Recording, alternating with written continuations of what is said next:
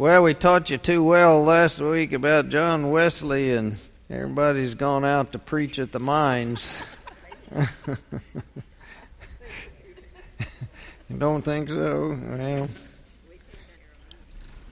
Well, yeah, wandering Arameans.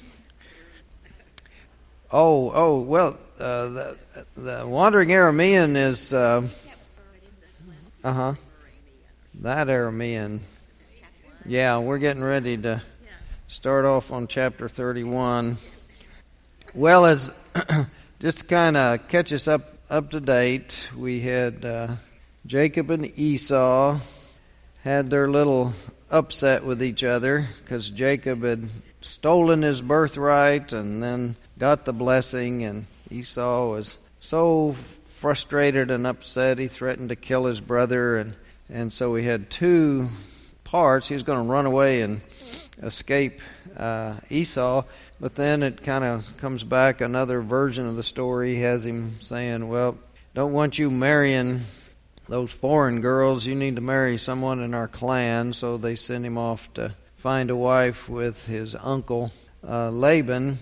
So he goes, and when he gets there, he's falls in love with Rachel and promises to work for 7 years to earn her hand in marriage. And then Laban, the trickster, they have the celebration and gets him full of food and drunk, and it's late at night, and he sends Leah in to be his wife. And he wakes up in the morning and discovers what happened, and he's all upset, and he says, well, stay with her for a week, and then you can have Rachel, but then you have to work another 7 years. And then after that 7 years, he thinks it's time to earn something, and so he stays another 6, figuring out how to breed the sheep and goats to be his, to get pay for that.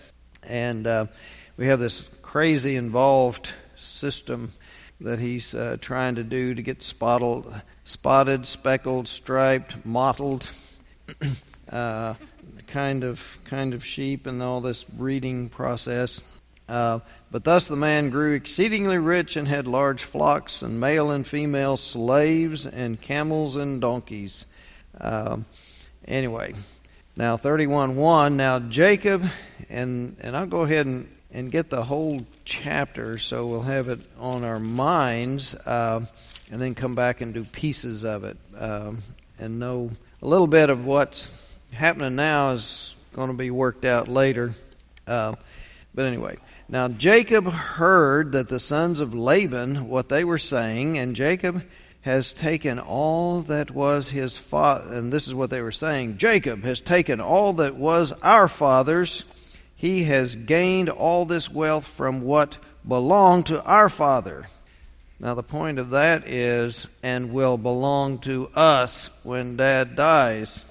So anyway, and Jacob saw that even Laban did not regard him as favorably as he did before. So that's the backstory. And then the Lord said to Jacob, return to the land of your ancestors and to your kindred, and I will be with you. So Jacob sent and called Rachel and Leah into the field where he was tending the flock, and said to them, I see that your father does not regard me as favorably as he did before, but the God of my father has been with me. You know that I have served your father with all my strength, yet your father has cheated me and changed my wages 10 times. But God did not permit him to harm me. And if he said, the speckled shall be your wages, then all the flock bore speckled. And if he said, the striped shall be your wages, then all the flock that bore striped. Thus God has taken away the livestock of your father and given them to me. Now there's no stakes and sticks and watering holes and all of that in this version of the story, but it's all God's doing. So during the mating of the flock, I once had a dream in which I woke up and looked up and saw that the male goats had leaped upon the flock, were striped, speckled, and mottled. And then the angel of God said to me in the dream, Jacob. And I said, Here I am. And he said, Look up and see that all the goats that leapt on the flock are striped, speckled, and mottled.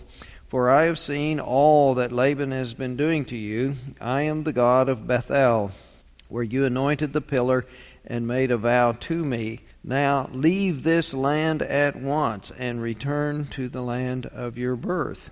So here we've got two ways that he's told to leave, which gives us indication of two different versions being brought together. Then Rachel and Leah answered him, Is there any portion or inheritance left to us in our father's house? Are we not regarded by him as foreigners? For he has sold us, and he has been using up the money given for us. All the property that God has taken away from our father belongs to us and to our children. Now then, do whatever God has said to you. So he gets the girls on his side. So Jacob arose and set his children and his wives on camels. And he drove away all his livestock, all the property that he had gained, the livestock in his possession that he had acquired in the Paddan Aram, to go to his father Isaac in the land of Canaan.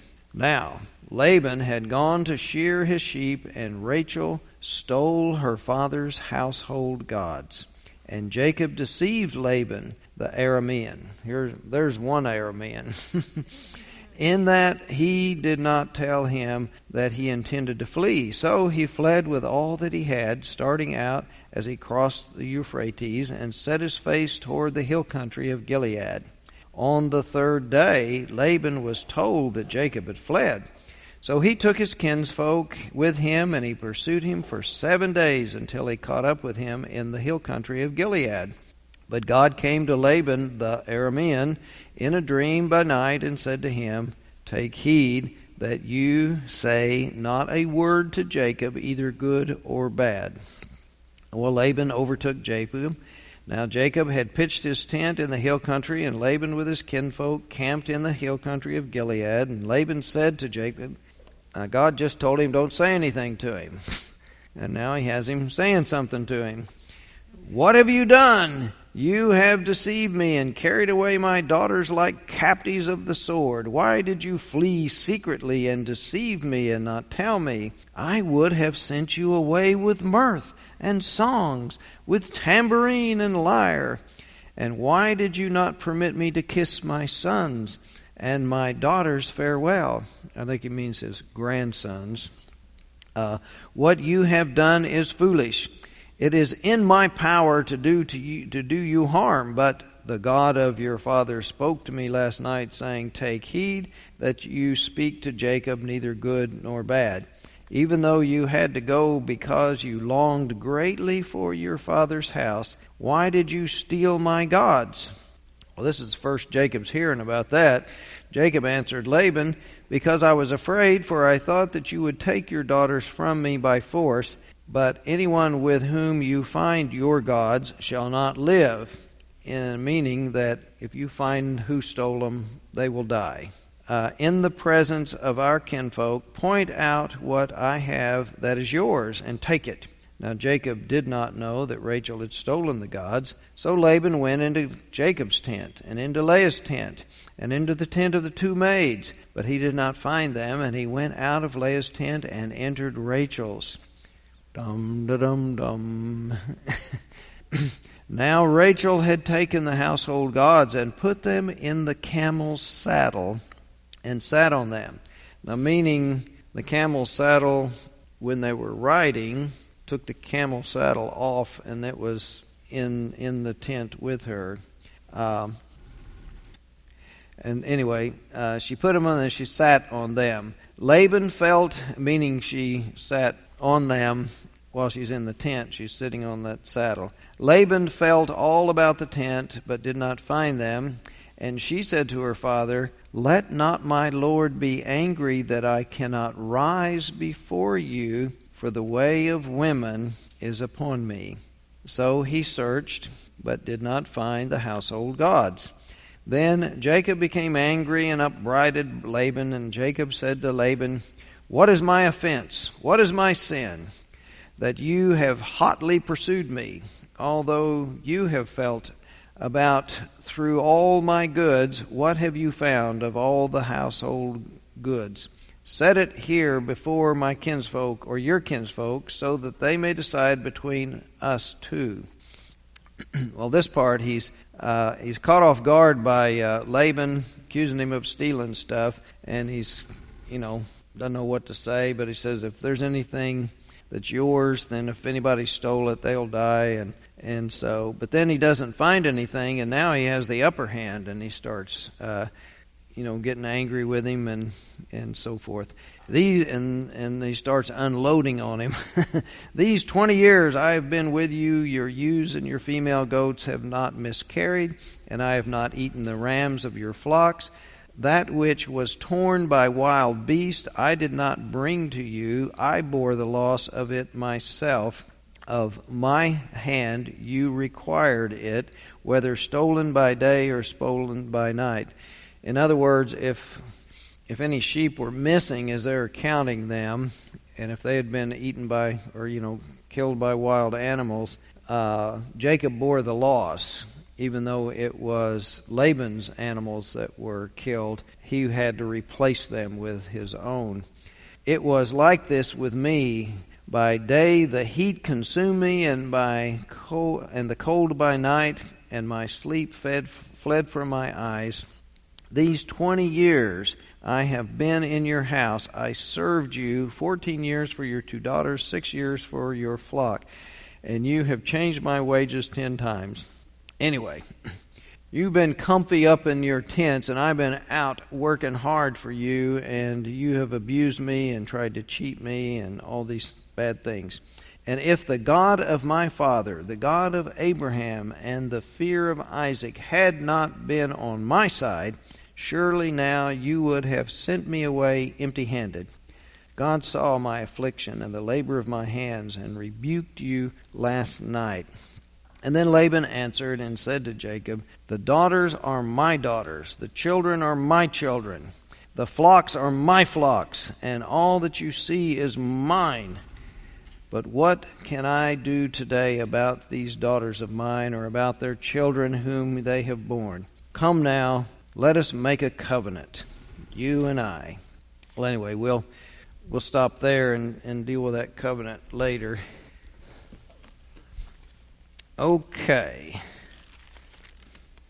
Now, the start of this chapter is that, what we learned up until now, that Jacob has persevered very, very well against all these problems, and that God has been the one that helps him.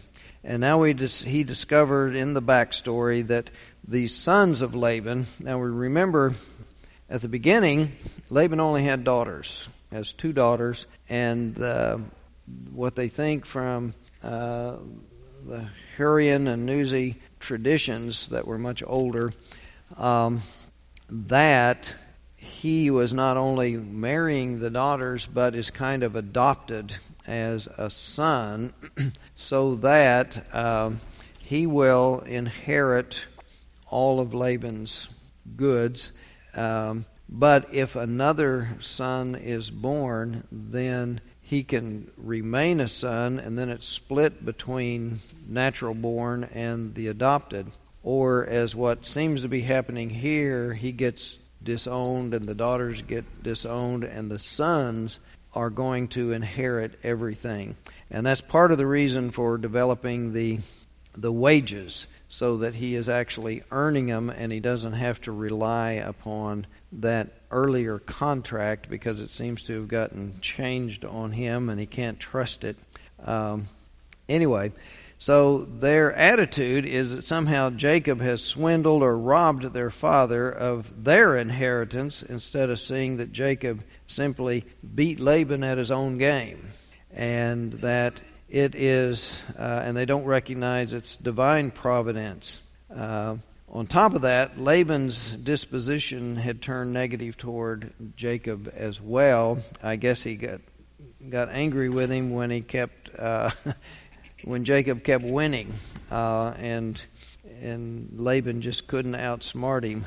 And so he really got bitter about it, is what it seems to be saying.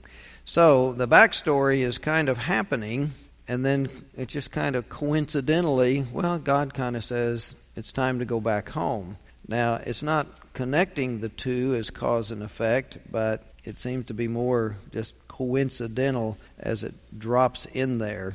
But Vaughter points out that Jacob becomes like Abraham.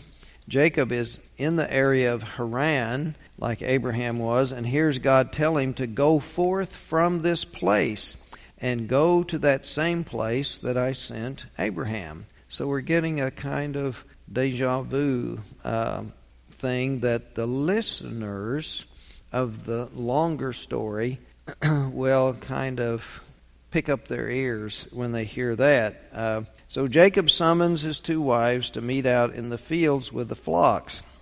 Now, why did he make them come to him? Why didn't he go to them? Well, there's possibilities.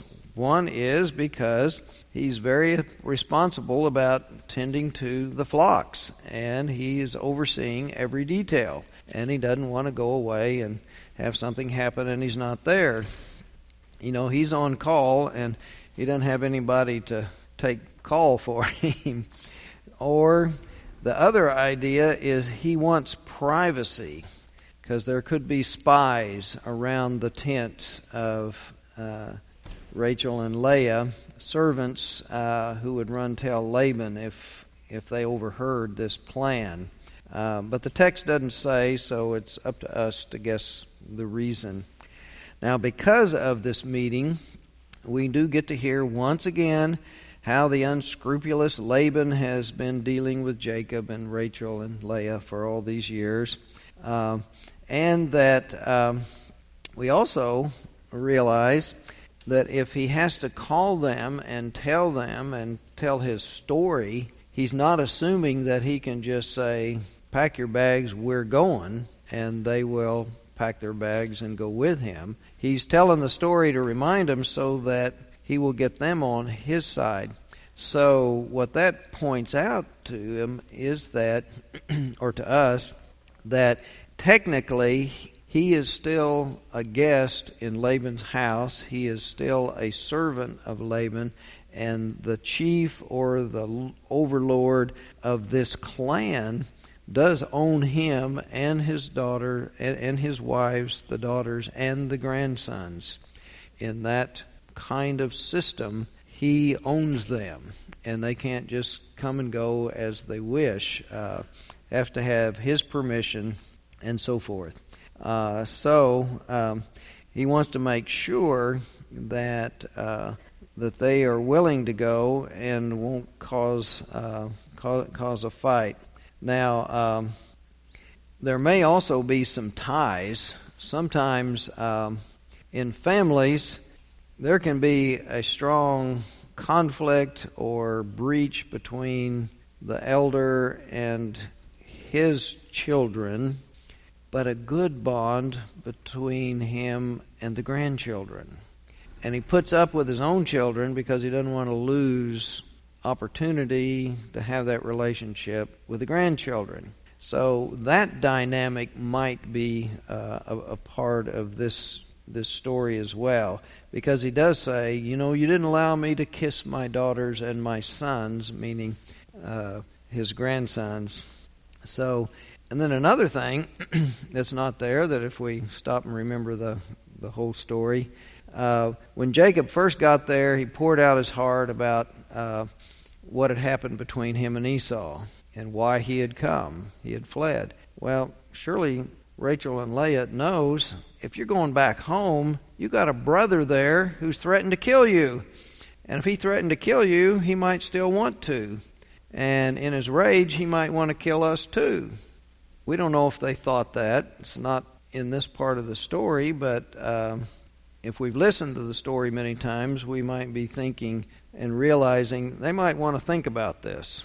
And they might not just, so to speak, jump on the bandwagon and head for home. Well, these sisters seem to be angry and bitter about their father Laban and his handling of their dowry or their bride price. because it says he took it and he spent it and he sold us, and so forth. Now, this concept or mention of the bride price, by which essentially a groom and a groom's family buys the bride from her family in the olden days. Now we remember Jacob had nothing when he got there. He didn't carry a lot of money. He didn't take a lot of flocks. And so he has to work 7 years because he has nothing to pay the bride price. So this doesn't make a whole lot of sense. So we're wondering what that means, that he's spent it or used it up. So we're not sure. Now, this may be a common occurrence in the culture at the time, that the story is written and being told that there were bride prices paid in the culture around there, and it's a common expression when a father devalues his daughters, that he sells them and then he spends the bride price on himself and has a big party, and then that money is gone. And not sure what would happen, but anyway, it may be another one of these anachronistic expressions of, like the expression of wealth of owning camels hundreds of years before camels were domesticated. Now, it's talking about a time before camels are domesticated, but it's stated at a time when they were domesticated, and wealthy people owned camels, so you express it that way so the listeners at this time understand the guy back here was really rich. And you express it by saying he had a lot of camels. Well, this devaluing the daughters, it may have been a common expression that he sold us and he took the bride price and he spent it carelessly. He didn't treasure it. Now, there may have been a possible custom. It makes me wonder if it's expressed that way, why wouldn't he spend it? I spent all this money raising these girls, and they're not good for anything except to get a bride price, and once I get that, then I've got all this money, I can go do what I want. I can go buy me a boat or an airplane or go to the casino and gamble it away. It's my money, I can do what I want. Or it may be that bride price was held onto and maybe tried to invest it and grow it in some way and kept a separate accounting of it, so that when that patriarch dies and the inheritance goes, well, then it may go to the sons of that daughter in order to help the grandsons do well. Just guessing, I don't know. But the fact that it's spoken of in a negative term, he spent it, he wasted it, he threw it away. Well, why not? Well, maybe they had this other custom that it's held and it's cherished. Anyway, but Rachel and Leah do strongly side with Jacob.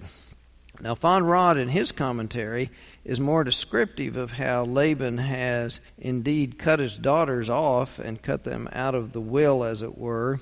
They will get no inheritance when Laban dies, and all of the property and wealth will go to those new sons that have appeared in the story, who are now jealous of Jacob, and they're threatening, he thinks, to take back from him what he earned. If they're grumbling, and we don't know how many of them there are, but there's only one Jacob, and so he's deciding he needs to leave.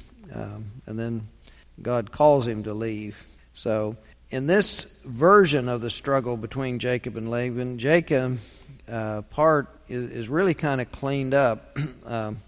Von Rod is saying that a more mature ethical and moral climate and sensitivity is in these listeners So as they rehearse the story at this stage, we're not having Jacob outsmart and trick and give Laban the weak and sickly animals while he's taking the strong ones.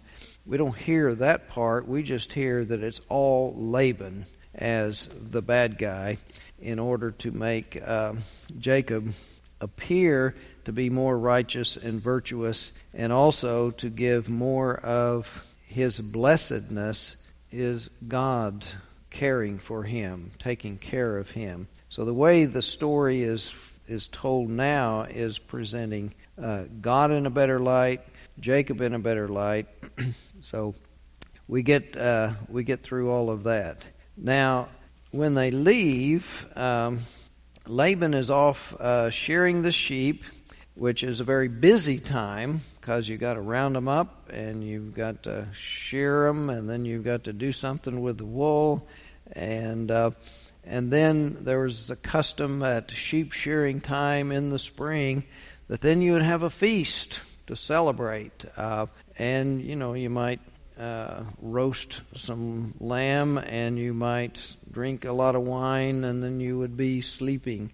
So this is a good time. They're real busy, and then they're going to be celebrating, and so it's a good time to run off. It also indicates a strong division as well. Why wasn't Jacob a part of the sheep shearing celebration, and why wasn't this a big family time and we all come together and we do this? Not sure, but it does show that there's not a closeness there. But anyway, it gives him plenty of time to do that. But as we listen to it, it says he puts all of his daughters and his sons on camels. Now, he'd probably put, Laban's daughters, his wives, but probably they're the two maids who also bore him sons. And so if I started counting them all up, and if Jacob's riding the camel too, it's 18 camels. That's a lot of camels.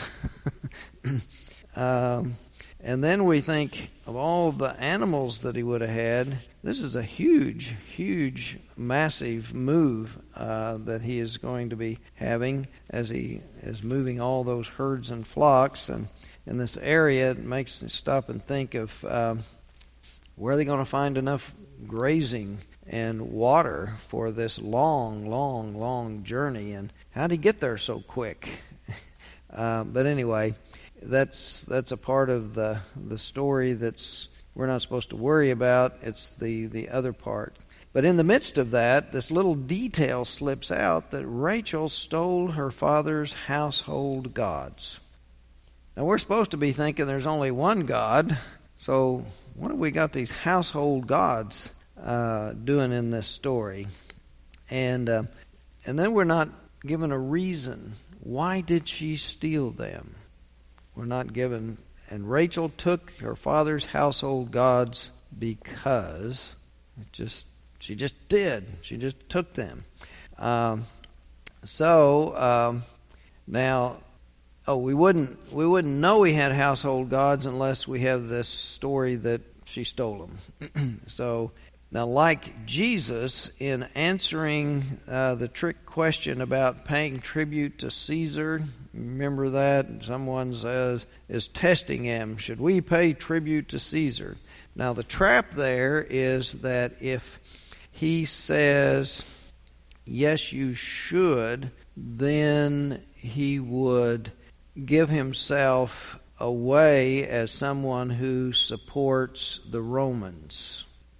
And he's in cahoots with the Romans, which would make him unpopular with most of the folks who are oppressed by the foreign power in their land and so forth. But then if he says no, then he can be reported to the Roman authorities for teaching sedition. So they're trying to catch him. But when he says, who has a coin? What is on the coin? Well, those who are trying to catch him produce a coin. Well, just by having a coin on them, they have shown that they're not righteous and pure Jews because Caesar's image is on the coin. Caesar claims to be a god, and if you're carrying around the image of a god on your person, that's idolatrous. So Jesus catches them in their own game, lets their possession of this indicate their corruptness or their hypocrisy. Now, for this story to point out that Laban has household gods is, in the minds of the hearers, diminishes his credibility or his stature as a virtuous person in the religious sense. We've heard about him swindling and cheating, but that might just be promoting him. Boy, he is a shrewd businessman. You know, he is really good at making money.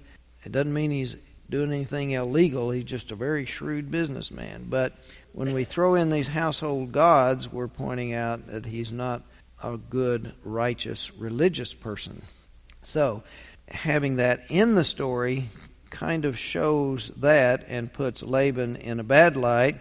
By contrast, then puts Jacob in a better light as the patriarch of the people. But that's a literary reason and a story dynamic. But if Rachel actually did take some household gods, I mean, if that has a historical basis, and if that's what she really did, why? We still don't know why. And so I've got some possibilities of why. Or do you want me to skip that? Okay. Well, one of the things, she may have wanted to hurt him, to strike a blow at his vulnerability, that he will feel vulnerable and insecure without the household gods. Because if people have little gods, they think they're going to do something for them. And one is to protect the household from evil spirits or demons, or to protect them from disease, or to bring fertility into the home so that the babies won't die, or whatever. But without them, he's going to feel vulnerable. And another part, violated. You know, we hear, not superstitious, but we haven't been burglarized. But when folks are, they feel violated. You know, it's a horrible feeling. So if someone stole his stuff, not only would he feel vulnerable, he'd feel violated. And so maybe that's just a strike back at him, taking something that's precious to him. That could be a motive. A second possibility, if Rachel shared some of those beliefs. You know, a lot of people, even though they're Christian, they'll still have superstitions, knock on wood, just in case,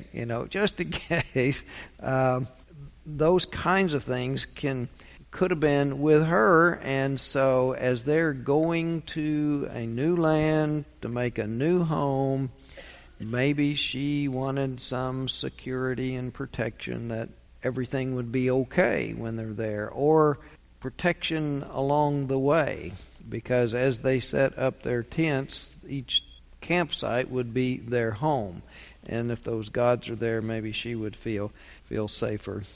That might have been a reason. And it may have been simply money. These gods could have been melted and molded precious metals. And so when you get someplace, you can think, well, gods are local gods. They're effective here, but I take them somewhere else. Well, they're not effective, but they're made out of gold. I can melt them down, or I can sell them, and it'll be some money security when we arrive wherever we're going. Or we get in trouble, we've got something to get ourselves out of trouble. Vaughter, in his commentary, offers a strong possible reason for the stealing of the household gods that's different from those, but in the Hurrian or Nuzi cultures, which influenced the patriarchs, as I've mentioned before, a major issue in the responsibilities of the heir and I talked about this earlier when Jacob was adopted, that a part of his being the son now, that when the father dies, then the son not only inherits the wealth, but inherits the responsibility for the clan and for the household, and to take care of the household gods.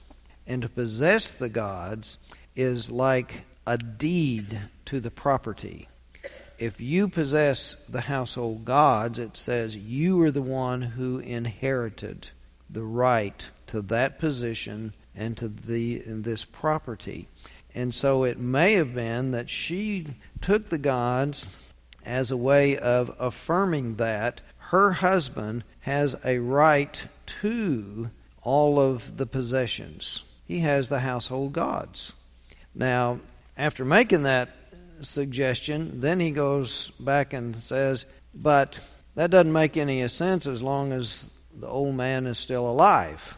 But, nevertheless, a lot of people do things thinking one thing, but that thought isn't really going to work because they forgot about something else that nullifies what they were thinking would be the case. And so it becomes counterproductive.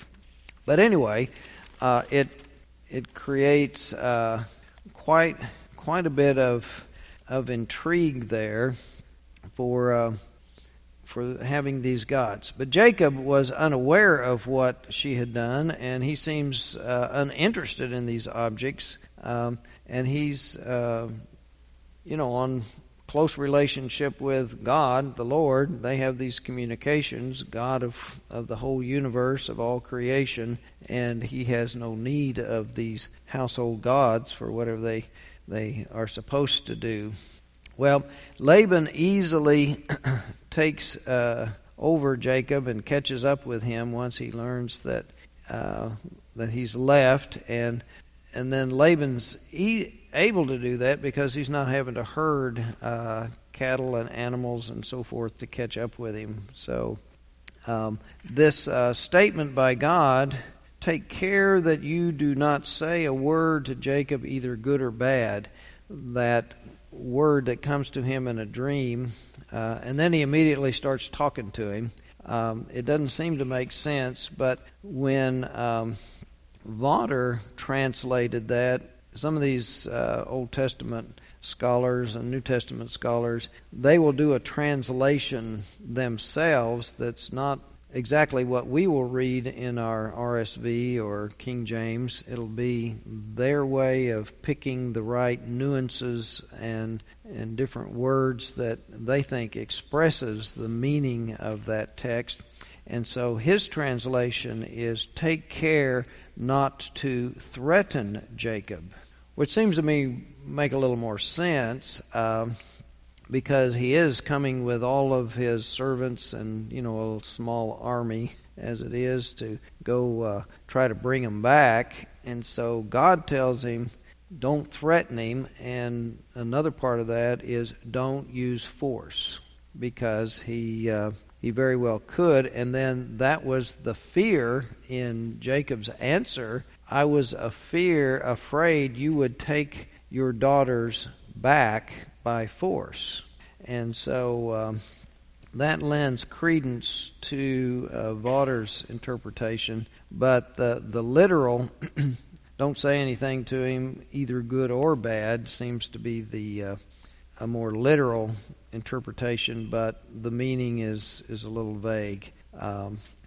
So we have Jacob at this disadvantage once Laban tells him about the household gods, and so in response, and feeling completely innocent, he says, search, do whatever you want, and the one possessing the stolen gods will be put to death, or if you find anything else that's stolen from you, just take it, it's yours. I guess the idea is we accidentally grabbed up something in our haste and didn't mean to take it, but it's yours. you can have it back. But the gods was serious enough that that person will have to die, was what Jacob was trying to say there. But then we know it's Rachel, and we're kind of anybody anxious about that, or you already knew the end of the story and knew he wasn't going to find the gods.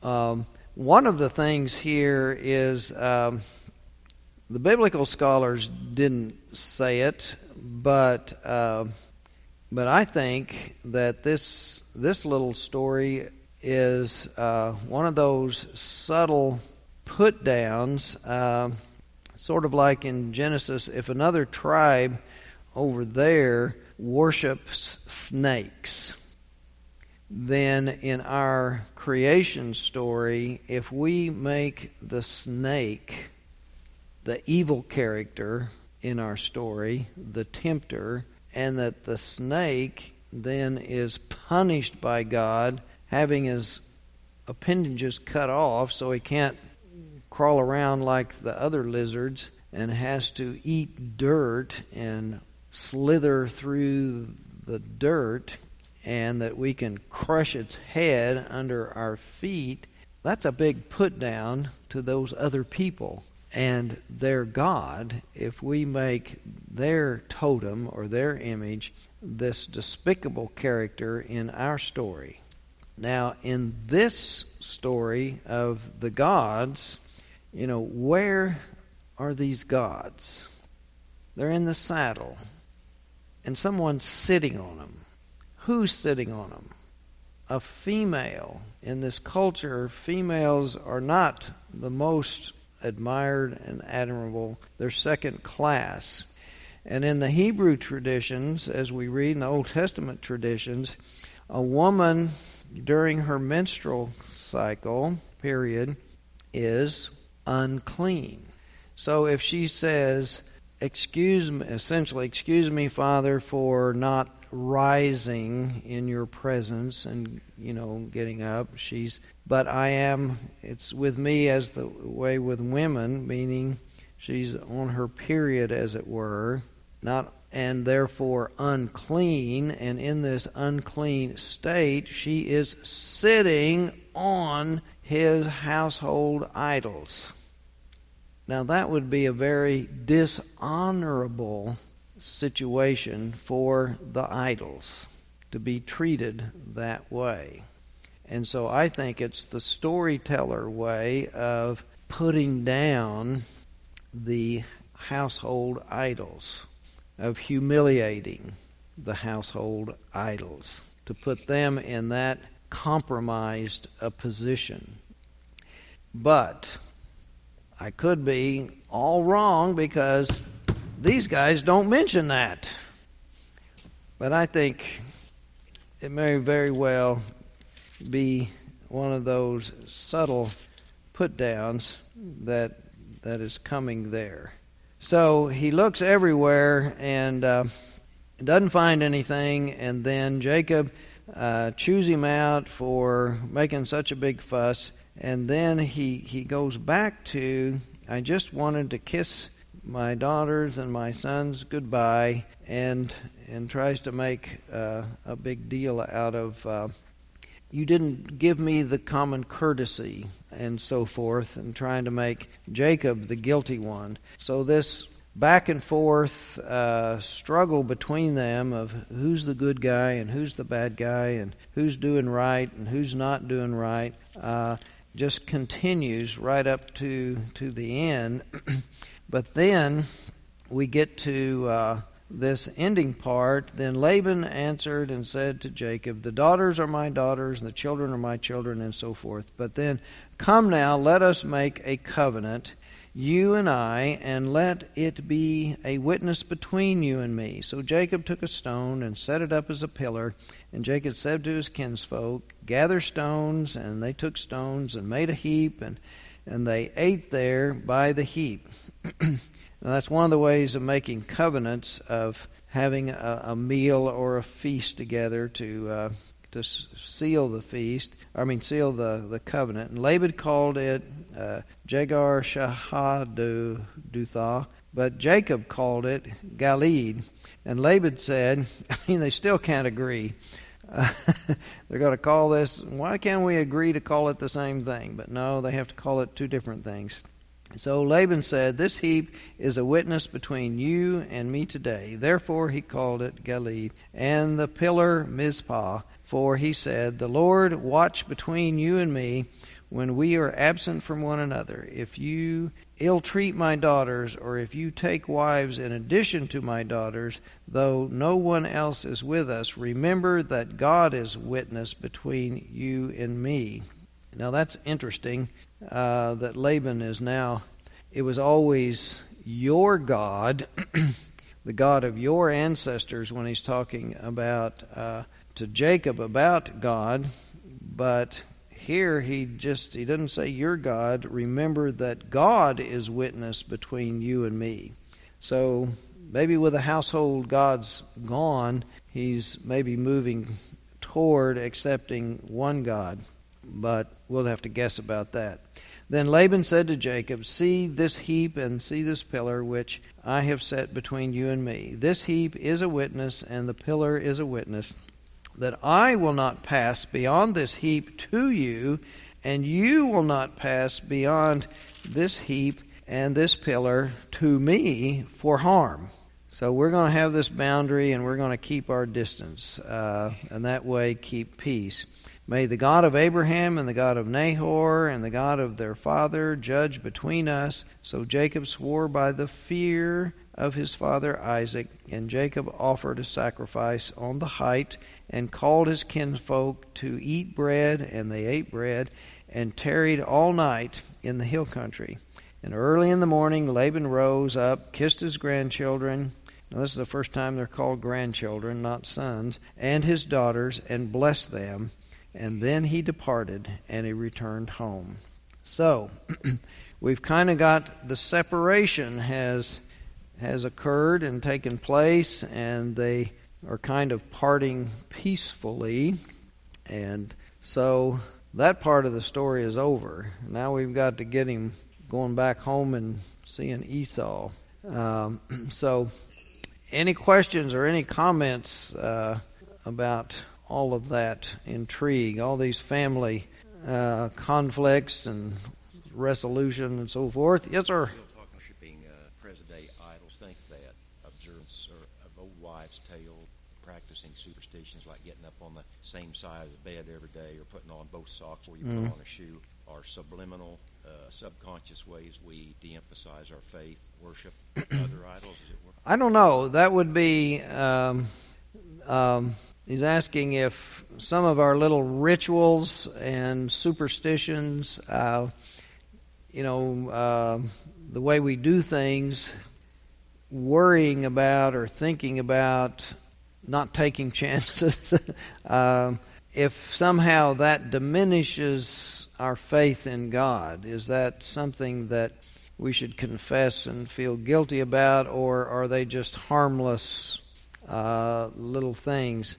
I would think it really kind of depends on the person, and that would be a source of self-examination of, are you really trusting in that ritual to bring you luck and safety, or is it just, a fun thing that we do? Just in case. A lot of times when I knock on wood, I'll knock on my head, and it's just, just a silly thing. I'm not really thinking that that's going to have magical power, and that's the thing about the superstitions and so forth, that it's really kind of like trusting in technology. When I flip the switch on the wall, I'm expecting the technology to let the electricity run through that light bulb and give me light. In the same way, superstitions have the same, if you're really into them, it's the same thing. If I do this thing, it will have a one-to-one direct relationship and power to make that thing happen. or to protect me from that thing happening. And if that's our belief, and if we're putting our faith in that activity to have a one-to-one cause and effect relationship, then our faith is misplaced, because magic and superstition things really don't have that power. In the development of religion, part of the way that religion is not superstition is that we understand God is a free agent. We can pray to God and we can do rituals in our faith, but we realize and understand God is still a free agent. We are asking God, won't you please do something in some way to bring about the good and to prevent the evil. But we don't see that magically by our lighting this candle that something automatically is going to happen, or that we can pull this string and make God make something happen. We hope and pray and we trust that God is benevolent and that God has shown us the way to do things, to be healthy and to have good relationships and to have love and so forth that will bring good results. But an actual one-to-one cause and effect, we don't think God, that we control God to control the world in that way. But, yeah. Anyway, that's a good question. And so it's one for self-examination. How much am I putting my faith in this little ritual? It's sort of like, somebody has to wear the